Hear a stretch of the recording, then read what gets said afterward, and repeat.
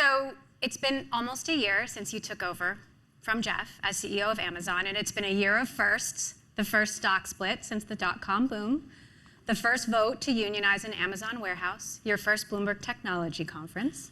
Thank you. I want to start with a quick report card.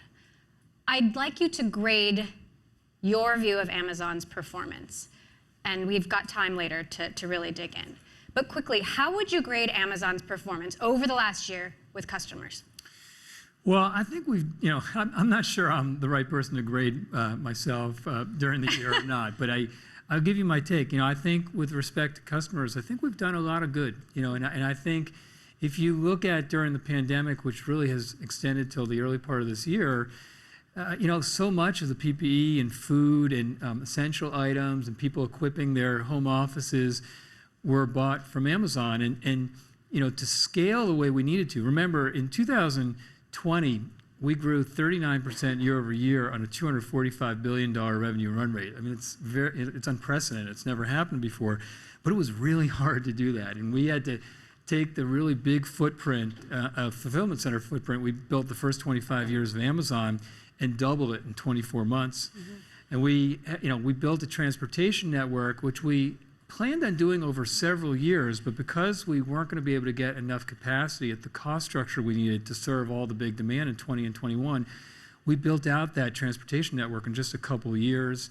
We nearly doubled the size of our workforce during that time, and we still didn't have enough people to receive all the items in our fulfillment centers and to ship them. And so we had to make decisions. We looked at, we didn't have enough people to receive them in the right spots to get them to customers as cost effectively as we normally did. And so we had to decide, do we just allow ourselves to be out of stock with much longer delivery times, or do we stock them wherever we can, even if it meant we're going to have to pay for a lot more transportation costs to get it there? And in all of those cases, we sided on the side of customers, and I think customers really appreciated it. And I think you saw it in other businesses. AWS is a really big part of helping companies and governments have business continuity during the pandemic, and so many companies and organizations in the last year made the strategic decision that they were going to stop running their own infrastructure technology and disproportionately chose AWS to help them move to the cloud. And we've spent a lot of time helping them make that transformation. So I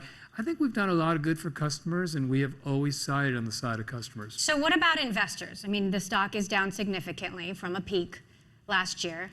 Yeah. Obviously, there's broader market turmoil. Yeah, I think, for investors or financially, I'd say it's mixed. I think we have some businesses that are growing really strongly. If you look at AWS, in 2021 grew 37% year over year.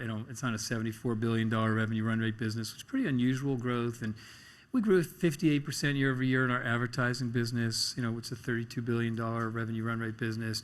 So some businesses growing really strongly. And we've continued to grow in our retail business despite pretty crazy comparables during 2020. But I think the real challenge for us there is on the cost side. And there have been several things that have happened, some of which are more controllable than others. I think the part that's less controllable is really around inflation. And I think we thought that inflation would start to attenuate in 2022.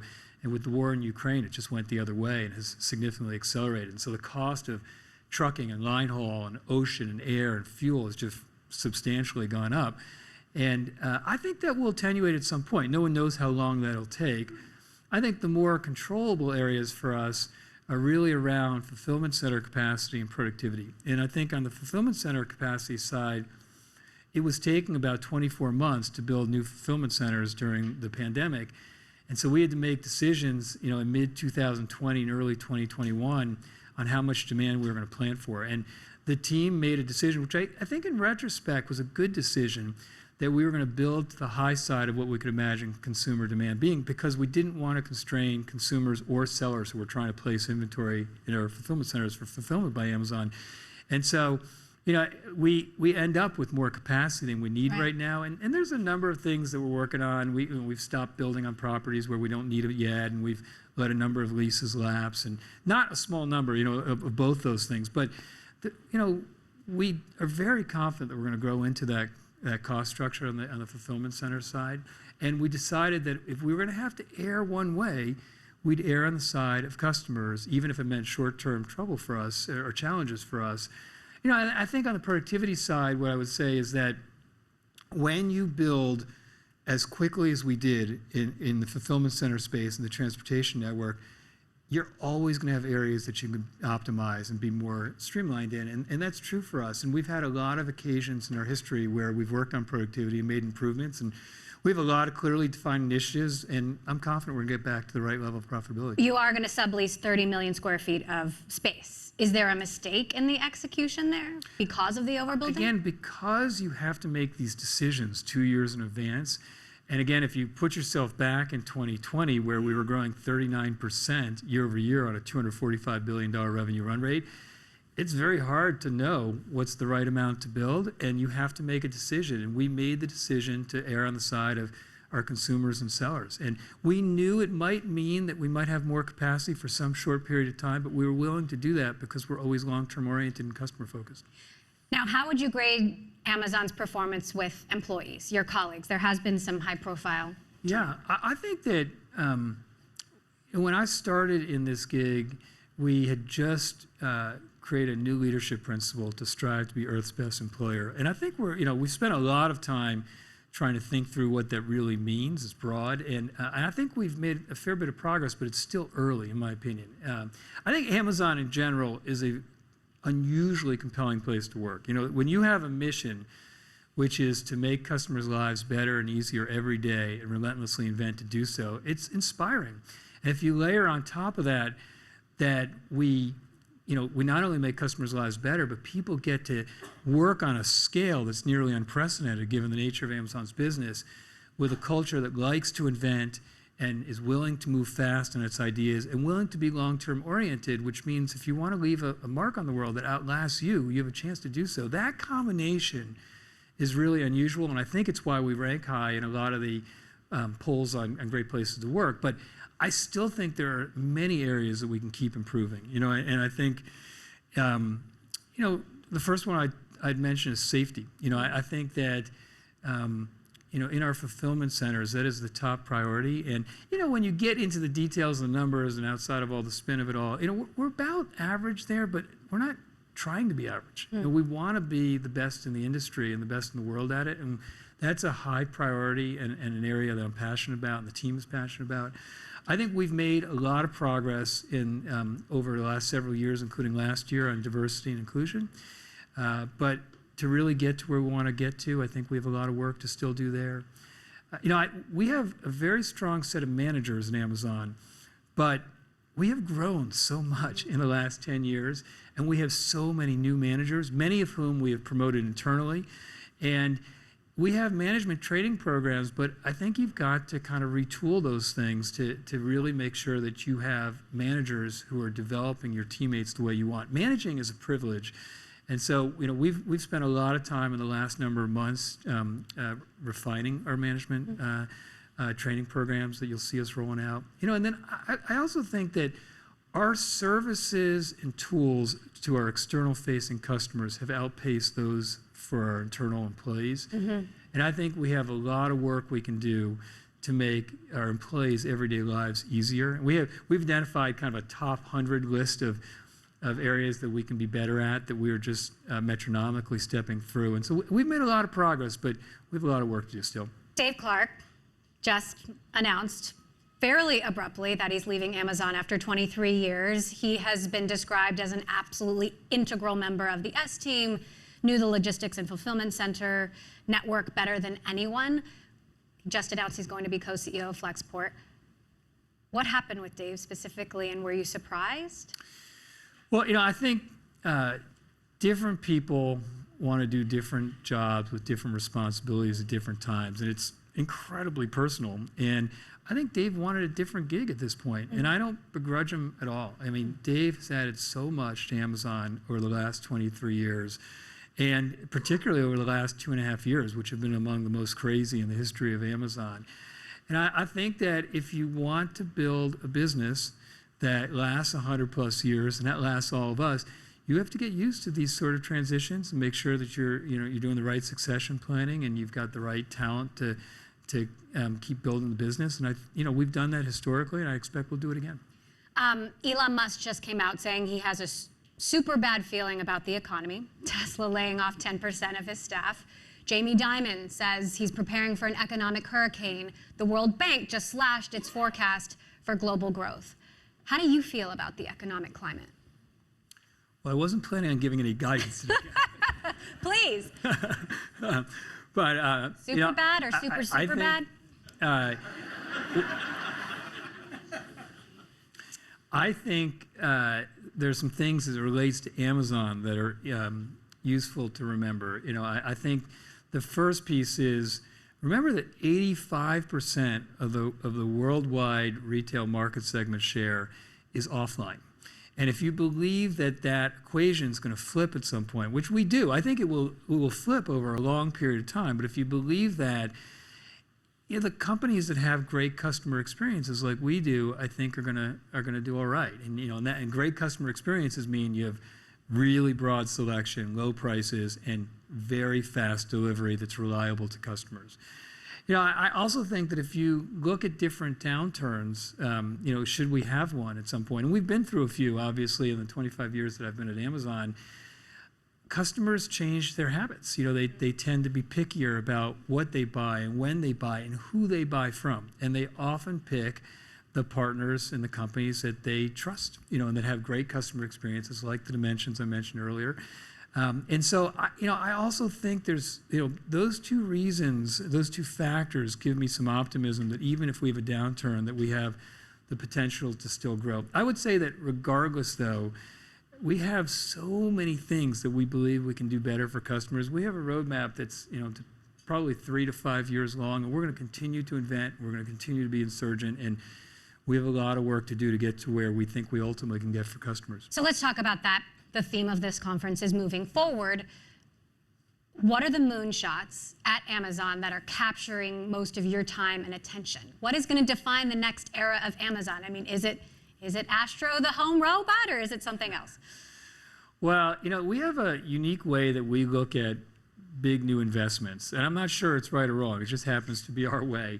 And we ask ourselves when we're considering something 4 questions. We ask, if it's successful, can it be big and move the needle at Amazon? Is it being well served today?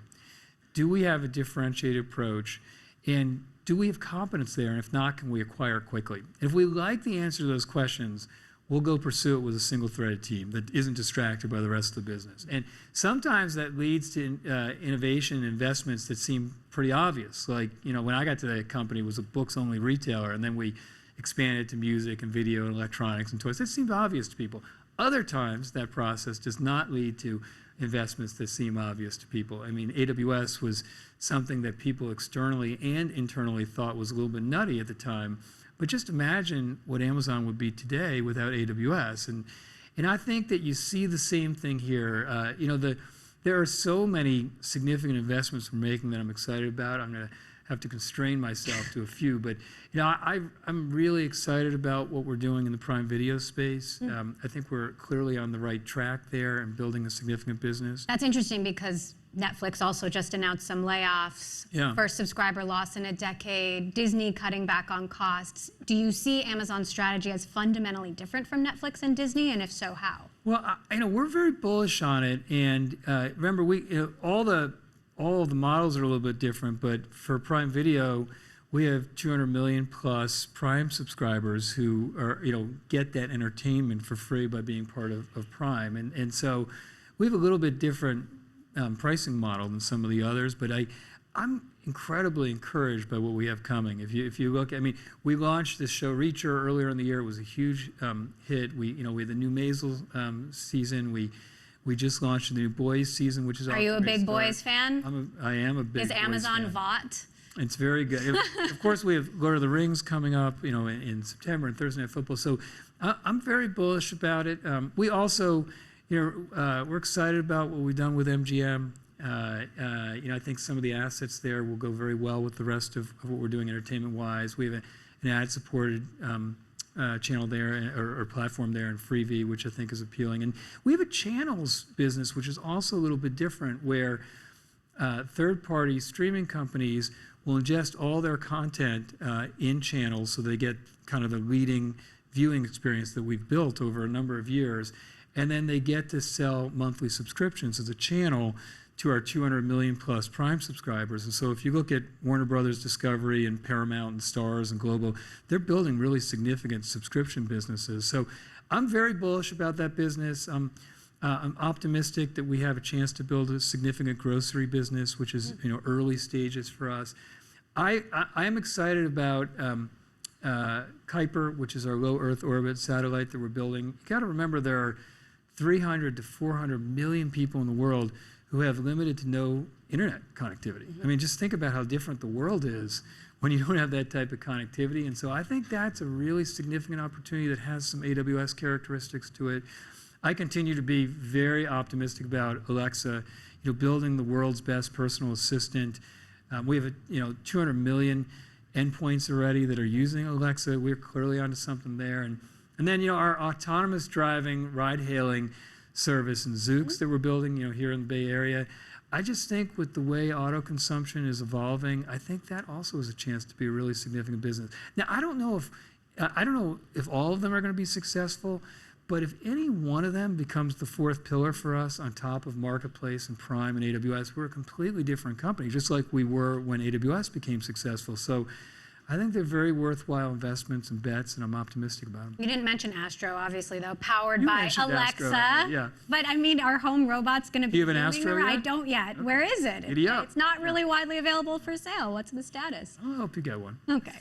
Thank you. Everyone's very curious about Jeff's role these days, what kind of executive chair he really is. He said when he left that he'd focus his attention and energies on initiatives that he really cares about at Amazon, but from the outside, it looks like he's really focusing on philanthropy. He's focusing on space. What kind of an executive chairman is he? Well, Jeff is always going to be involved, and he has, I feel very lucky to have been at Amazon for 25 years.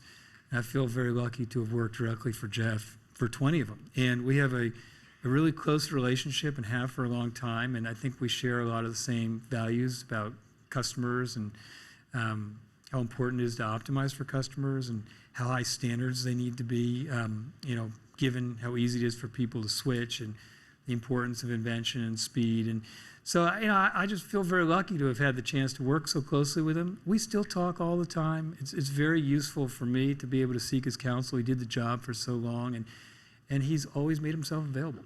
So is your relation, I mean, he was your only boss for 25 years, right? Is 20. your relationship fundamentally different than it was when you were the head of Yeah, of course. Every How? single job you have, the relationship's different. Remember the first couple of years I worked for Jeff, I worked as what we called his shadow then, which is really like a chief of staff. And that was different than when I was starting AWS, which was different from when we got AWS going. And it was, a business that was starting to do well. And it's different when I'm in the CEO role. But, the constant has always been that we have a great relationship and we collaborate really well. And I think that we listen to one another. And again, for me, to have the ability to bounce different things off of him and seek his counsel is very valuable. And he's still focused on Amazon? Yeah, he still is focused on Amazon, yeah. Amazon is poised to become the biggest private sector employer in the world. Second only, right now Walmart is in that spot, but Amazon will probably soon surpass it. First vote to unionize at an Amazon warehouse. I know you've been spending a lot of time at warehouses. When you look at someone like Chris Smalls, who I think some people look at as this modern day hero who got fired, pulled off this union vote, what's your message to someone like him? Your message to the folks who think maybe we should join a union? Well, I think that the first thing to be clear about is that employees get to make that choice, whether they want to have a union or not. They always have had that choice, and it continues to be their choice. And we happen to think they're better off without a union for a number of reasons, including the fact that it's much harder when you have a union to have a direct relationship with your manager and to get things done quickly. So if you see something on the line that you think could be better for your team or you or your customers, you can't just go to your manager and say, let's change this. There's a whole process and bureaucracy that you have to go through to be able to do that. And we get, when there's a union, we're going to get the feedback filtered by what the union decides is worth bringing up. And we'd much rather hear from every employee whatever is on their mind. And so, I think if you want to continue to have the structure that we've had for all this time, you have to have really competitive benefits. And then I think if you look at Amazon's, they're very unusual in this space. We championed the $15 minimum wage several years ago. The starting salary is now over $18 an hour, which is more than double the federal minimum wage. You get full health insurance and 401k and 20 weeks, up to 20 weeks of parental leave. And if you want to get a college education, you haven't had one, we have a career choice program that lets our fulfillment center associates be able to do so. That is a very unusual and compelling set of benefits, and those were all accomplished without a union. So, I think that we realize that we have to continue to work on the relationship with our employees, and we need to continue to provide the right benefits, and we need to continue to work on safety, and that's our intention. The FTC has revamped its antitrust inquiry into Amazon, and by some accounts is accelerating it. Are you preparing for an antitrust lawsuit from the FTC? I think that if you are a large company that's growing to a significant extent like we have, you have to be prepared to be scrutinized. And we have known this for some time, many years. And we have tried to run the company with that in mind and knowing that if somebody looked, that we would stand up to that scrutiny. And I think that's what we've tried to do in running the business. We can't control what, whether organizations bring different suits against us, but I think if you look at our business, if you actually look at the fact, if you take out of the equation that there may not be the most objective, leadership when it comes to Amazon in that organization. If you look at the facts, in our retail business, we're about 1% of the worldwide retail market segment share. And remember, 85% of it is still offline. And if you look in our AWS business, we, depending on how you measure it, 95% of the worldwide global IT spend is on premises.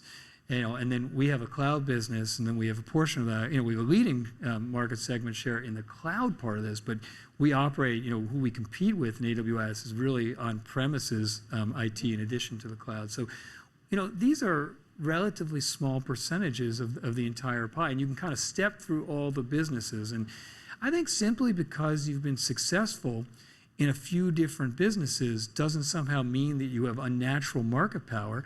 It just means you've been successful in a couple different customer experiences, but we still have a relatively small amount of market segment share in those areas.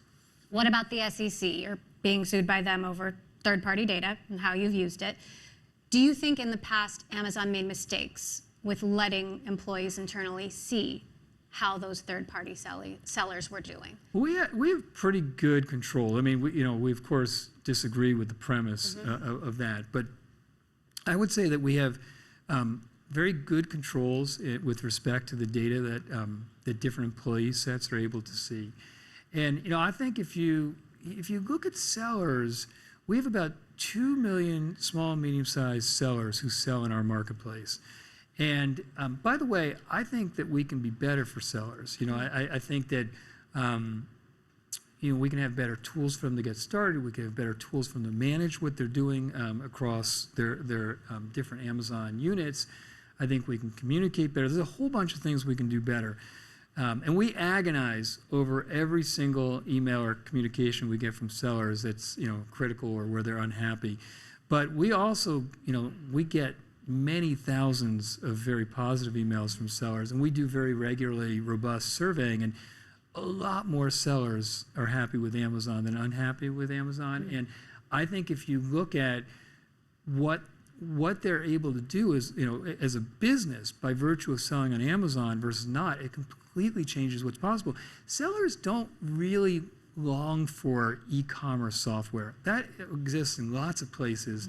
And it's not very expensive. What they love about selling on Amazon is that they get access to our hundreds of millions of customers, and that completely changes what their prospects can be in terms of the businesses they're building. So we have a lot of work to do there like we do in a lot of other places, but I think we have a very strong partnership with sellers. What's the view of the supply chain right now, and how much pain there is going to continue to be, and for how long? Well, I think that there's a lot of challenges in the supply chain still. I mean, it's gotten better than it was, but there are all sorts of challenges. Non-perishable goods, electronics, chips is still a really a significant issue for all sorts of businesses.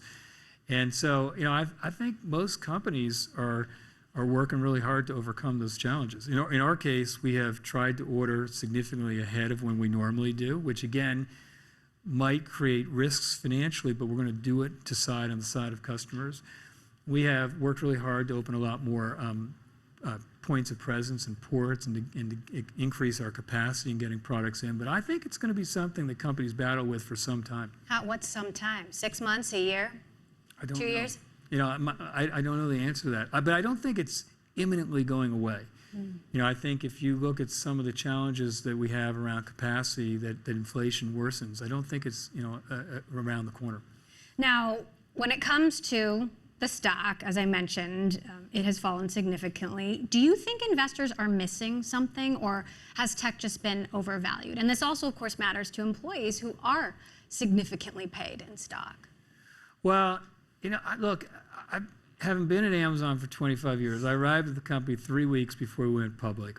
I have never tried to predict what the stock's going to do, and any time I've tried to a little bit, I've been wrong. So, I think it's pretty hard to predict what it's going to be in any short period of time. I do really believe that Benjamin Graham maxim that in the short term the stock market tends to be a voting machine, in the long term it tends to be a weighing machine. And I think if we've been through a lot of points in 25 years of being at Amazon where the macro factors are off and stocks are down, our stock is down, but you can't really control that. We have a concept we talk about a lot at Amazon, inputs and outputs. And the ultimate output for a company is share price. And then other big outputs are free cash flow or profit or revenue. You can't really manage the outputs. You have to manage at the input level, and that's where we spend all our time. And so in these types of circumstances, you have to focus on what customers care about and building for them in the long term and inventing on their behalf. You got to get your cost structure in the right spot. But if you do the right things for the business long term, things tend to work out. I think we've had very good returns for investors, and I expect that to be true again. I have, as you could probably tell, a lot of optimism for, and I'm an optimistic person, but I also, there's this Foo Fighters song called Congregation that has that line, you need blind faith but no false hope. So I do have blind faith, but I also think I don't have false hope. I have a lot of data and I think insights internally where all of our businesses are on the right path. But if you measure at any one point with lots of things happening around you, you may not get to the same conclusion that you get to long term. You made a huge mark on Amazon with AWS, obviously. What is the mark that you want to make still on Amazon? I mean, in this new role, what's going to define the Andy Jassy era? Well, I don't really think of it that way, Emily. I mean, I don't think it's really about an Andy Jassy era or any one person. And by the way, AWS was not about any one person. That if you've spent any time on AWS, that is an unbelievable team, not just an incredible leadership team, which it is, but just top to bottom. The number of inventors and people who care about customers and operate, something where it has to work almost like a dial tone. It's always teams. And so what I'm hoping for over the next number of years is really what really unites all the parts of our business, which is we exist to make customers' lives better every day and easier every day. And we're going to keep inventing to do so. And so I look at every single one of our businesses and, take our retail business or our consumer business, which is the oldest of our businesses, 85% of it still lives offline. I think we have a lot of upside and a lot of growth. And I think as much invention as we've seen the last 25 years, the time I've been there, I think that it's going to look small compared to the next 25 years. There is a lot for us to invent on behalf of customers. And so, I'm excited to be part of the team that makes that happen. And, I also think that there's a lot we can do as we continue to make Amazon a place that employees love working at, and it's a place that they can best build their career at. And I also think that you've seen some of this last few years, but increasingly, we are continuing to, to increase the amount that we give back to the communities in which we have a big presence, and that really matters to me. I think we have a responsibility to do that, and so it's a long journey that we're working on, but I'm excited to be part of it, and I hope to be part of it for a long time. Well, thank you for joining us and telling us about the way the journey is going so far. Thank you for having me. Andy Jassy, Appreciate it. Thank you.